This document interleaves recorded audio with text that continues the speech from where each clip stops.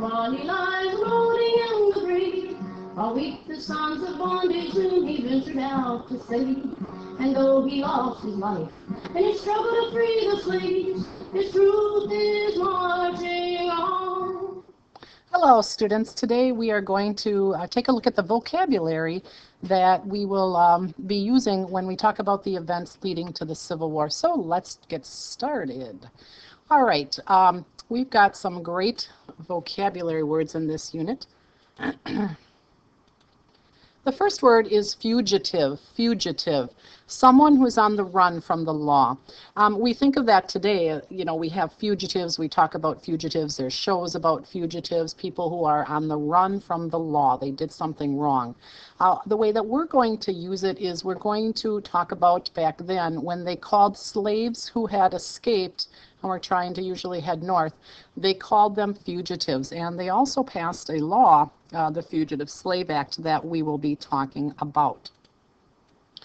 Extremist. An extremist is a person who has very different views from what is normal, extreme political views.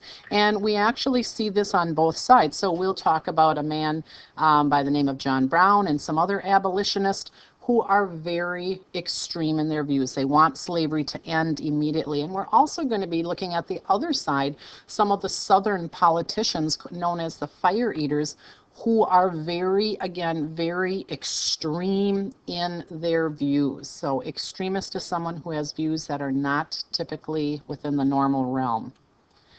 Popular sovereignty is the political idea that allowed settlers to be able to vote. So if there was a new territory, they were able to vote on whether or not they wanted to have their region be free or slave.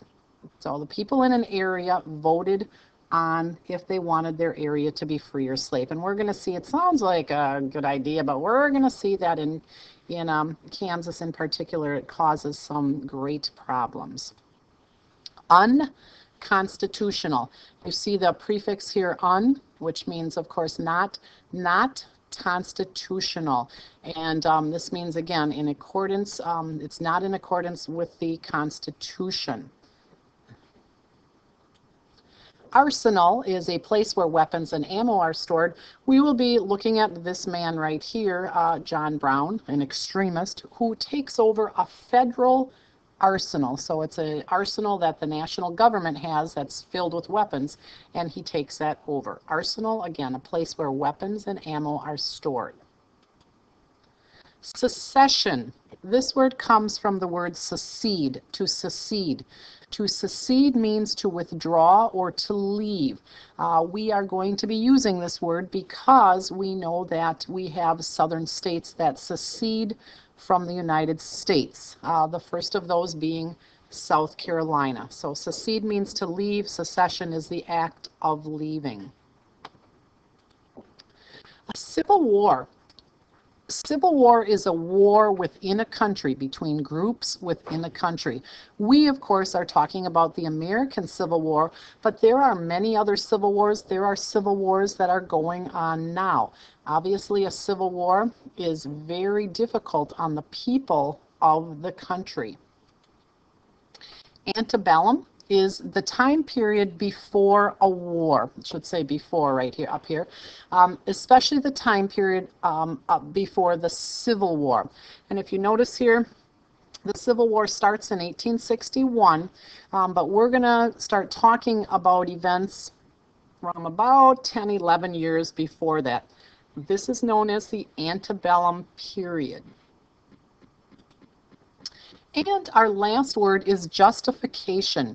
Justification, justify, means that you're going to give an explanation for something, the reason why you did something, or defense for something.